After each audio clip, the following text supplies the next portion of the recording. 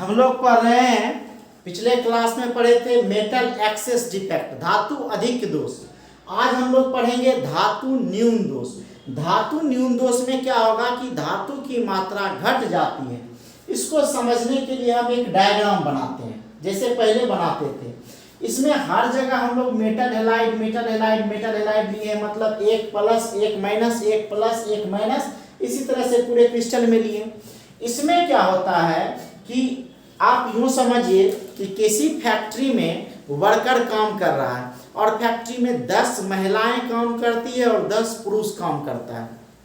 किसी कारणवश किसी पुरुष को घर जाना पड़ गया, तो क्या फैक्ट्री बंद हो जाएगा? नहीं, ऐसा नहीं होगा। तो क्या होगा, वह जो व्यक्ति चला गया वह किसी दूसरे व्यक्ति को बोल देगा कि भैया हम 2 दिन के लिए जा रहे हैं, मेरे बदले में आप काम कर दीजिएगा। तो जिस व्यक्ति को वह बोला होगा उसके नज़दीक का व्यक्ति होगा नहीं, और जो नज़दीक का व्यक्ति है उसको ज़्यादा काम करना होगा ताकि जैसा पहले चल रहा था सब कुछ वैसा चले नहीं। तो सेम कंडीशन यहाँ है कि यह मेटल हैलाइड का क्रिस्टल है और इस क्रिस्टल से कोई धातु यहाँ से क्या होता है, खिसक जाता है, लुप्त हो जाता है।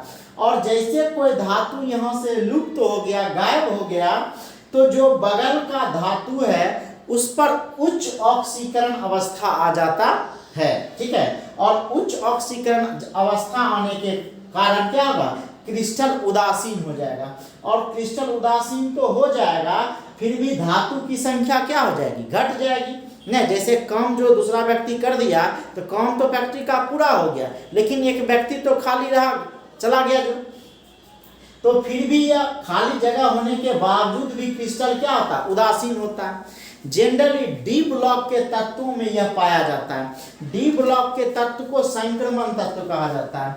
आप आवर्त सारणी का नाम सुने हैं, ठीक है। इस आवर्त सारणी में एस ब्लॉक है या पी ब्लॉक है, बीच में डी ब्लॉक है और नीचे एफ ब्लॉक है। तो डी ब्लॉक के जो तत्व होते हैं इसको संक्रमण तत्व कहते हैं, और जो इसमें धातु होते हैं, डी ब्लॉक के जो भी तत्व हैं धातु हैं, इसीलिए इसको संक्रमण धातु कहा जाता है। ठीक है, तो जो यह ज्यादातर यह 2 संक्रमण धातु वाले यौगिक में पाया जाता है। जैसे हम लोग इसको ध्यान से देखें कि जब जालक बिंदु से एक या अधिक धनायन लुप्त होता है तो निकट के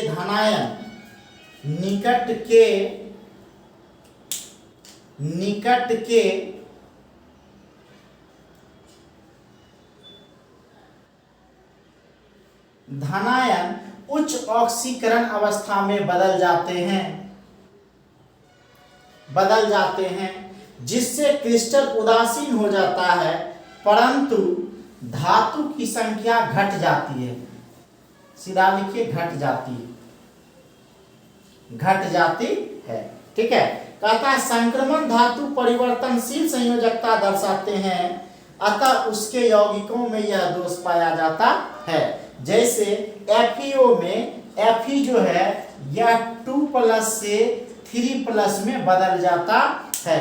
ठीक है, और कहता है कि यही जो 2+ से 3+ में बदला, उच्च ऑक्सीकरण अवस्था में बदला, इसके कारण यह रंग दर्शाता है, कलर दर्शाता है। तो हम कह सकते हैं इस दोष के कारण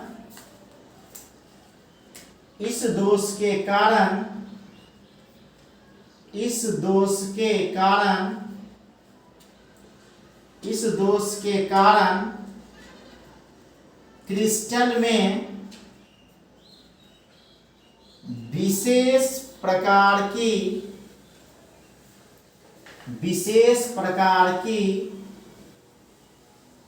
चमक पाई जाती है।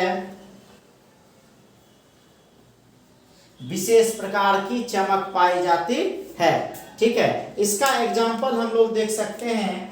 आप FeS का नाम सुने होंगे नहीं, FeS को फुल्स गोल्ड कहा जाता है, FeS नहीं। FeS इसी दोष के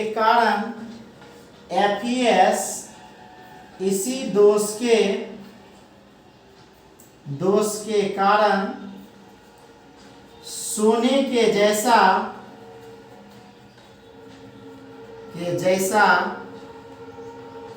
चमकीला होता है, चमकीला होता है। FeS इसी दोष के कारण सोने के जैसा चमकीला होता है, अतः इसे फुल्स गोल्ड कहा जाता है। अतः इसे क्या कहा जाता है? फुल्स गोल्ड कहा जाता है। आप नाम सुने होंगे रोल गोल्ड का ना।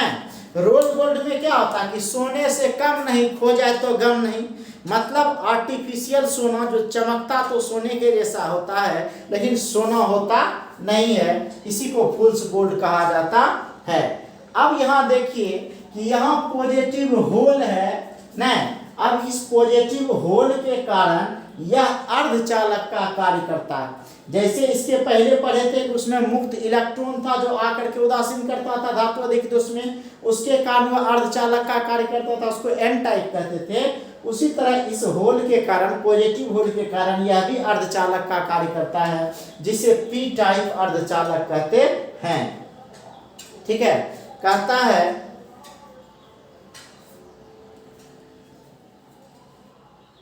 नोट में लिख लीजिए, नोट में। ठीक है, और इसको हम लोग घेर देंगे। कहता है इस दोष के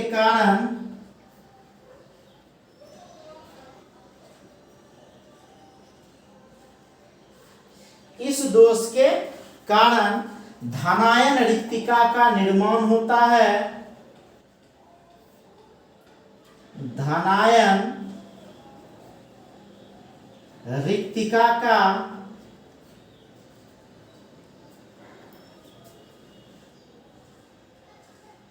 निर्माण होता है।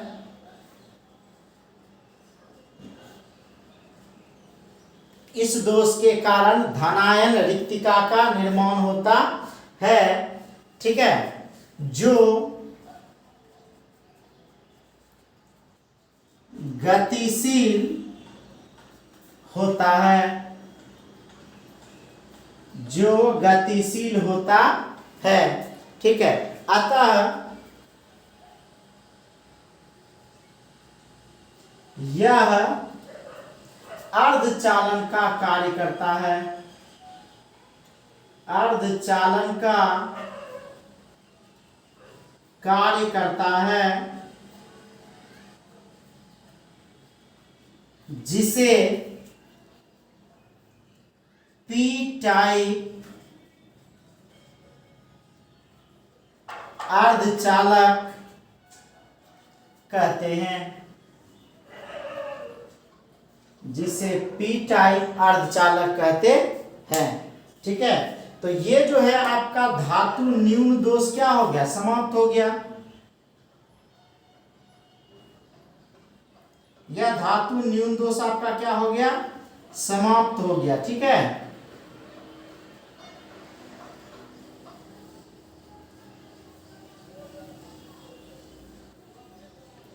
फटाक से स्क्रीनशॉट लीजिए, तब हम लोग पढ़ेंगे अशुद्धता दोष।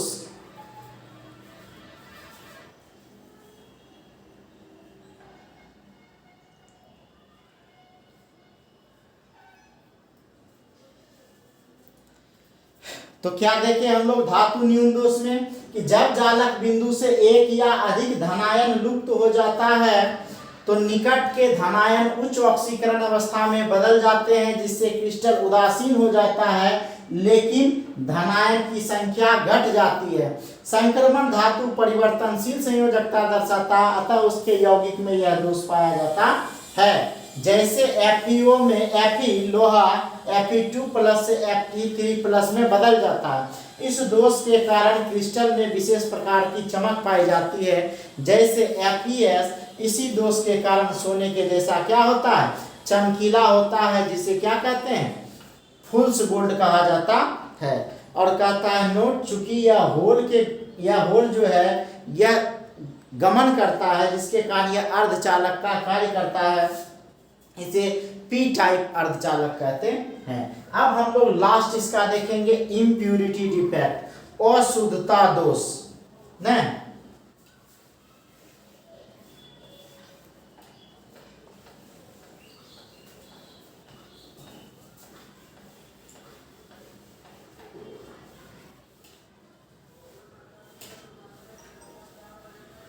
क्या देखेंगे आप? इम्प्यूरिटी डिफेक्ट, अशुद्धता दोष।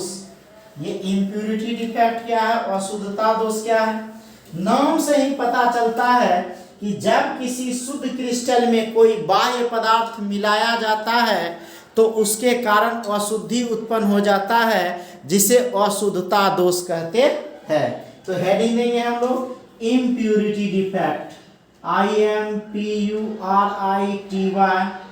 Impurity defect. इसका हिंदी हुआ अशुद्धता दोष, अशुद्धता दोष। बहुत सिंपल सा लॉजिक है कि जब किसी शुद्ध क्रिस्टल में, प्योर क्रिस्टल में कोई बाह्य पदार्थ मिलाया जाता है उसके कारण क्रिस्टल में अशुद्धि हो जाता है और इसको ही क्या कहते हैं? अशुद्धता दोष कहते हैं। ठीक है, तो कहता है कि किसी क्रिस्टल में, किसी क्रिस्टल में, किसी क्रिस्टल में बाह्य अशुद्धि की, बाह्य अशुद्धि की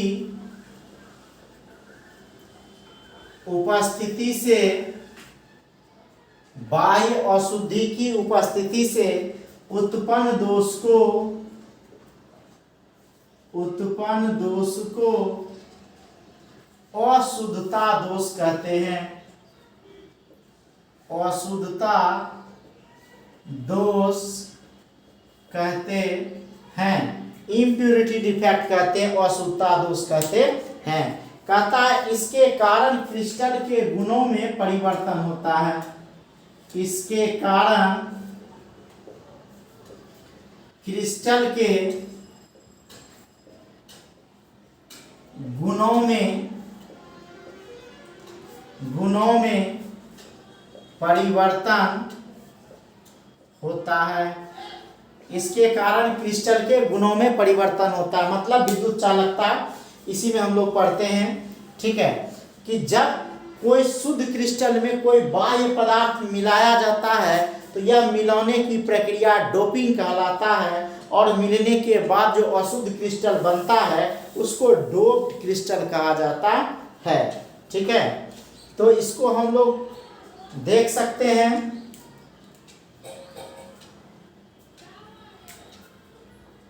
मान लेते हैं एक एग्जांपल से समझिए इसमें कि यह सिलिकॉन है,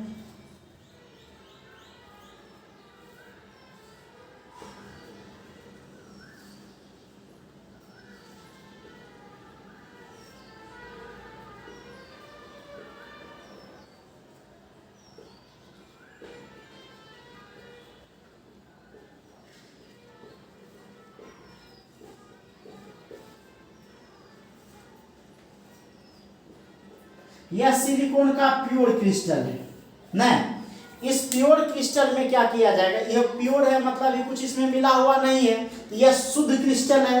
इसमें क्या किया जाएगा कि बाहर से फास्फोरस या एस या बी को क्या कर दिया जाएगा? मिला दिया जाएगा, इसके अंदर को घुसा दिया जाएगा। तो जैसे यह अंदर घुसेगा तो यहाँ फास्फोरस मान लिया जा आ गया, तो क्या हो जाएगा कि यह फास्फोरस जो अंदर आया तो यह मिलाने की प्रक्रिया डोपिंग कहलाता है। क्या कहलाता है? डोपिंग। आप खेल में देखे होंगे कि बड़ा डोपिंग का चर्चा होता है। डोपिंग क्या होता है कि बाहर से कुछ ऐसा पदार्थ जो उसके अंदर मिल गया और इसके गुणों में क्या कर दिया? परिवर्तन कर दिया। मतलब अगर धीरे धीरे दौड़ना है तो काफी तेजी से दौड़ेगा, उसके अंदर इतना एनर्जी ला दिया है, तो इसी में कहते हैं कि वो डोपिंग केस में फंस गया। तो डोपिंग कहलाता है कि जब किसी शुद्ध क्रिस्टल में कोई बाह्य पदार्थ मिलाया जाता है तो मिलाने की प्रक्रिया डोपिंग कहलाता है। मिलाने की प्रक्रिया डोपिंग कहलाता है और जो पदार्थ को मिलाया जाता है इसको डोप्ड पदार्थ कहते हैं। ठीक है, और जो क्रिस्टल बनता है इसको डोप्ड क्रिस्टल कहते हैं। डोप्ड क्रिस्टल कहते हैं कि जब यह शुद्ध क्रिस्टल में कोई बाह्य पदार्थ को मिला दिया गया तो मिलने के बाद यह जो क्रिस्टल प्राप्त होगा तो अशुद्ध हो गया, इस क्रिस्टल को डोप्ड क्रिस्टल कहते हैं और इसके कारण यह चालन दर्शाता है, अर्धचालक का कार्य करता है। हम लोग आगे जब देखेंगे कंडक्टिविटी तो उसमें हम लोग इसको देखेंगे, समझेंगे कि कैसे यह डोपिंग होने के बाद यह अर्धचालक दर्शाता है। तो अभी केवल हम लोग एग्जाम्पल में लिख भर लेते हैं कि जब किसी शुद्ध क्रिस्टल में कोई बाह्य पदार्थ मिलाया जाता है तो मिलाने की प्रक्रिया डोपिंग कहलाती है और प्राप्त क्रिस्टल को डोप्ड क्रिस्टल कहते हैं।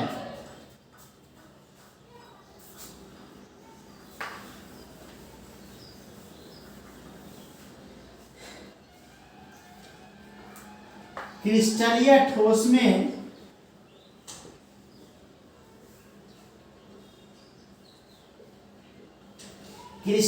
ठोस में अशुद्धि मिलाने की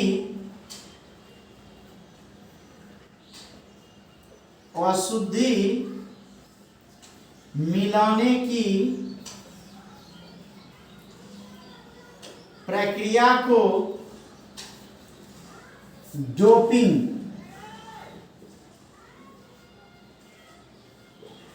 कहते हैं तथा प्राप्त क्रिस्टल को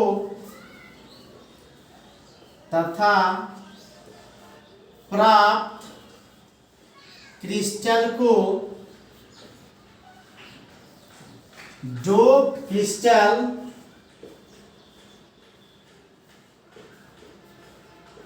कहते हैं। ठीक है, और कहता है